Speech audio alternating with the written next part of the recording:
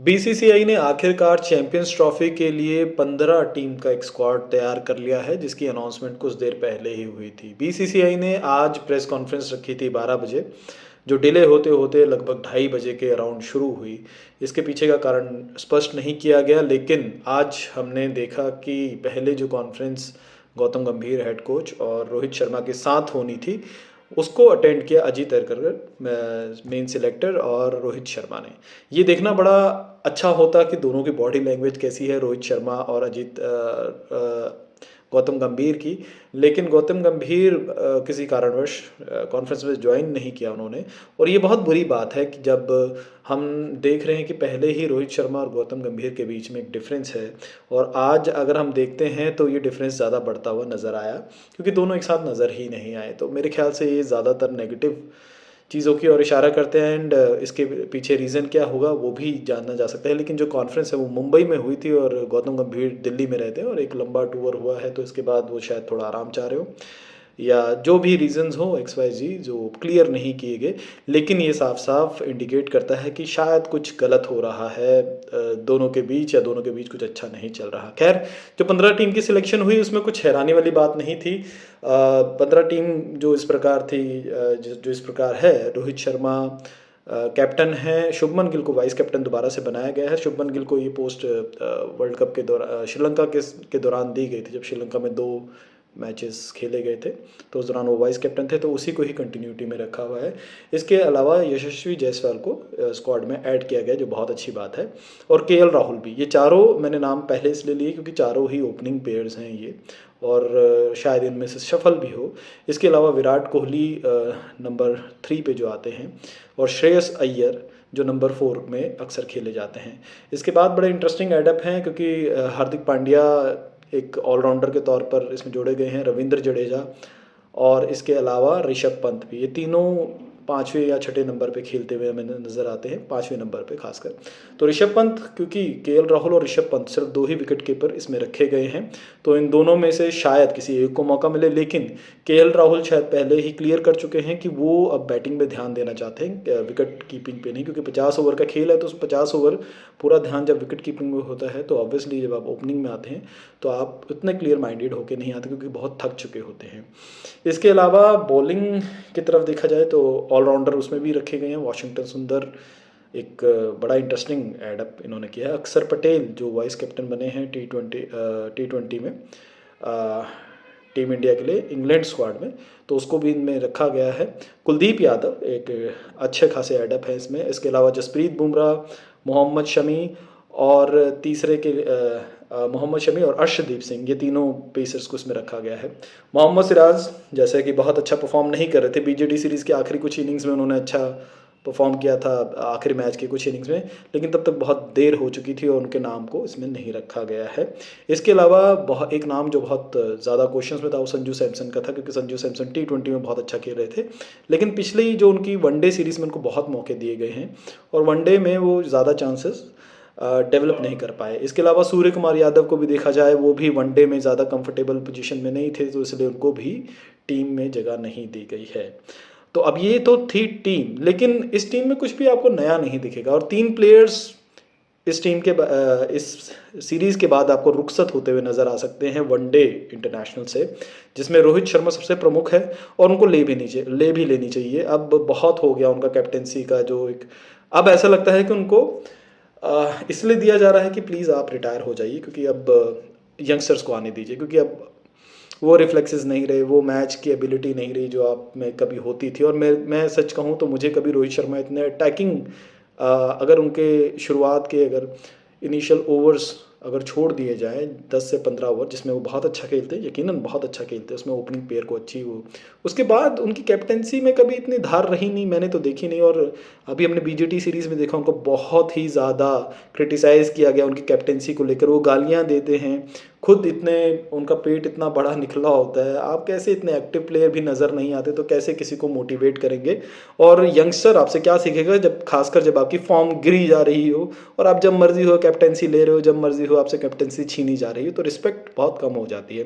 And I wish कि रोहित शर्मा अब, क्योंकि यही squad, same squad India versus England series के लिए भी है, ताकि इनको प्रैक्टिस मिल सके कुछ मैचेस की, उसके बाद चैंपियंस ट्रॉफी शुरू हो जाएगी 19 फरवरी से। तो ये यही टीम, हाँ, इंडिया वर्सेस इंग्लैंड में एक एडअप इंटरेस्टिंग है। अगर जसप्रीत बुमराह नहीं खेलते हैं तो उनकी जगह हर्षित राणा को रखा गया। हर्षित राणा पे बहुत मेहरबानी हुई है। अच्छा है अगर वो कुछ अलग कर सकते हैं, उनको बहुत मौके मिल रहे हैं।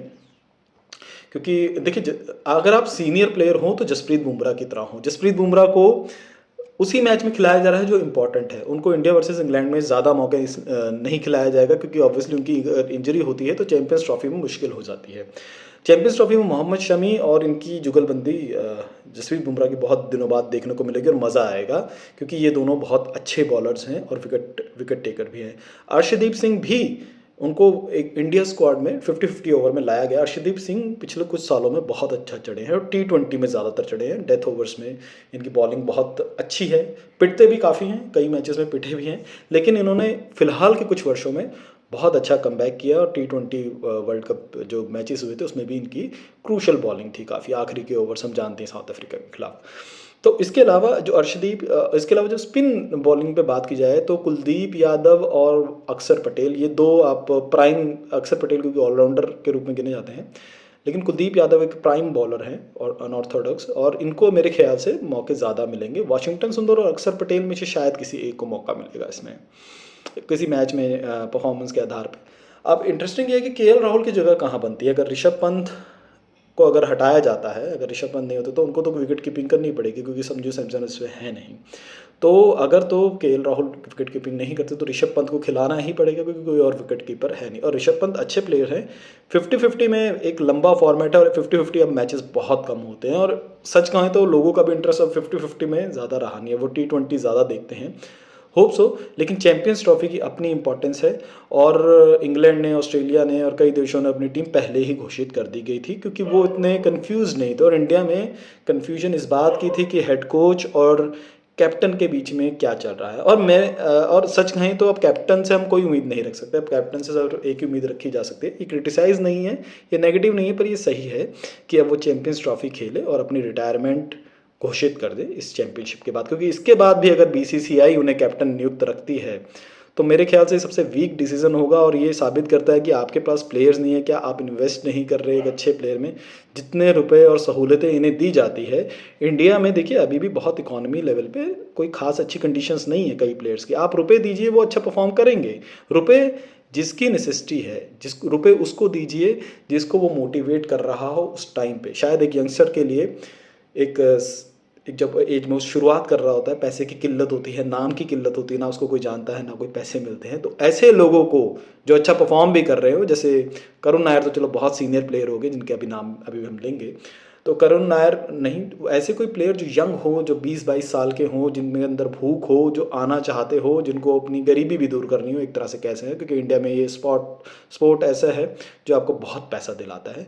लेकिन जब एक बार भूख मर जाती है, अभी जैसे इन्होंने शुभमन गिल को वाइस कैप्टन बना दिया है दोबारा से, अब शुभमन गिल में वो भूख नज़र नहीं आती, ना ही उनका पैनापन वो खो गया है। आई विश वो इस सीरीज़ को गंभीरता से ले, लेकिन नहीं तो उनका भी रिप्लेसमेंट अब तैयार कर देगी BCCI जल्दी ही, क्योंकि इनका अभी जो एक कंसंट्रेशन है वो बहुत डिस्टर्ब्ड है, वो मैच की तरफ तो बिल्कुल भी नहीं है। तो ऐसे में अभी क्योंकि यशस्वी जायसवाल पीछे से आ रहे हैं, ये अच्छी चीज़ है कि इनके पीछे यशस्वी जायसवाल लगा दिए गए हैं, क्योंकि ओपनिंग पेयर रोहित शर्मा के साथ वो भी हो सकता है। पर रोहित शर्मा खुद भी अगर अच्छा नहीं खेलते तो KL राहुल भी है। तो ऐसे में बहुत सारे कॉम्बिनेशंस हैं जो हम देख सकते हैं। और विराट कोहली अब आपको देख ही रहे हैं उसकी उनकी परफॉर्मेंस वनडे में। हालांकि वो अच्छा खेलते हैं। वर्ल्ड कप जो 50-50 का हुआ उसमें उन्होंने बहुत अच्छा परफॉर्म किया, अपनी 51st सेंचुरी भी लगाई, सचिन तेंदुलकर का रिकॉर्ड ब्रेक किया, बढ़िया बात है। अब देखना है कि वो कितना कंटिन्यू करते हैं। उनमें एक समर्थता है कि वो थोड़ा और कंटिन्यू कर सके, क्योंकि उनकी फिटनेस बहुत अच्छी है। और रविंद्र जडेजा बहुत क्वेश्चंस में थे कि उनका सिलेक्शन किस तरह से कर लिया गया चैंपियंस ट्रॉफी। मेरे ख्याल से अब इन तीनों को एक बहुत अच्छा BCCI वक्त दे रहा है कि अब अपनी रिटायरमेंट अच्छे से तमीज़ से तरीके से ले ले, क्योंकि उसके बाद थोड़ा मुश्किल हो जाएगा, और होना भी चाहिए। मेरा मानना है कि अब दया पर, भावनाओं पर बहुत चला ली गई है क्रिकेट। स्ट्रिक्ट एक्शन लेना है, ये BCCI लेकर भी नहीं ले रहा है, U-टर्न ले रहा है। अभी जैसे आज ही खबर आई कि विराट कोहली अब रणजी मैच नहीं खेलेंगे क्योंकि इनको इंजरी हो गई है स्टिफनेस की वजह से। और अजीत अगरकर ने कहा है कि प्लेयर अपनी अवेलेबिलिटी के अकॉर्डिंग ही रणजी मैचेस खेलेंगे, अदरवाइज़ क्योंकि उनका एक बिजी स्टफ होता है। बट आप प्लेयर्स की फॉर्म तो देखिए, आपके प्लेयर्स फॉर्म में नहीं हैं, वो रणजी प्लेयर को स्ट्रेंथ कैसे करेंगे? वो अपनी स्ट्रेंथ के लिए आ रहे हैं, ये उल्टा है।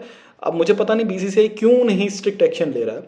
बीसीसीआई कह रहा है, यानी कि अजीत अग्रकर कह रहे हैं कि रणजी मैचेस को हम बैकअप करना चाहते हैं, स्ट्रेंथ देना चाहते हैं, तभी ये जब प्लेयर्स आते हैं तो उनको एक एज मिलता है, एक इम्पोर्टेंस मिलती है। लेकिन अब इन प्लेयर्स को इसलिए डालिए ताकि इनकी फॉर्म वापस आ सके, ये खेल सके, क्योंकि खेल नहीं रहे हैं। 10-15 रन के लिए आप आ रहे हैं और करोड़ों रुपए आपको दिए जा रहे हैं। आप इंडिया में पूछिए, जो यूथ है आजकल कई चीज़ों में है, कई बिजनेसेस में है, कई नौकरियों में है, उनको एक के बाद दूसरा तीसरा मौका नहीं दिया जाता अगर वो गलती कर देते हैं। तो ऐसे में हम क्या कर रहे हैं, क्या ये पैसा जो उनको दिया जा रहा है प्लेयर्स को, क्या ये डिज़र्व करते हैं? तो अब वक्त आ गया है। चैंपियंस ट्रॉफी एक बहुत अच्छा मौका है। एक ठीक ठाक टीम मैं कह सकता हूँ जो चुनी गई है, इसमें यंगस्टर्स नहीं है, जो अजीत अग्रकर ने आते ही यंगस्टर्स को चुना था। ऐसे ही यंगस्टर्स को अब मौका मिलना चाहिए, क्योंकि ये आउटडेटेड प्लेयर हो चुके हैं। और चैंपियंस ट्रॉफी के बाद प्लीज़ बात कीजिए इन प्लेयर्स से कि अपना अब आप फ्यूचर निर्धारित कर लीजिए, जो उनका बहुत अच्छा है, बहुत पैसे छाप लिए हैं।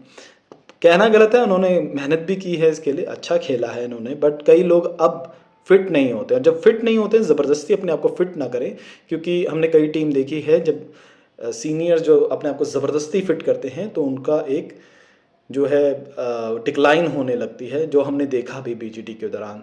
तो I wish team India all the best, आप अच्छा करें, सीनियर्स एंड जूनियर प्लेयर मिलकर खेलें, और इंडियन हेड कोच जो गौतम गंभीर है, अब उनके साथ जो एक सितांशु कोटक, ये बैटिंग कोच भी दे दिए गए हैं उनको। होप्स हो कि वो सब इनको थोड़ी फॉर्म को सुधारे, क्योंकि काफ़ी अच्छा उन्होंने काम किया है कोटक ने अंडर 19 टीम के साथ, इंडिया ए के साथ काफ़ी कोचिंग का उनको एक्सपीरियंस है।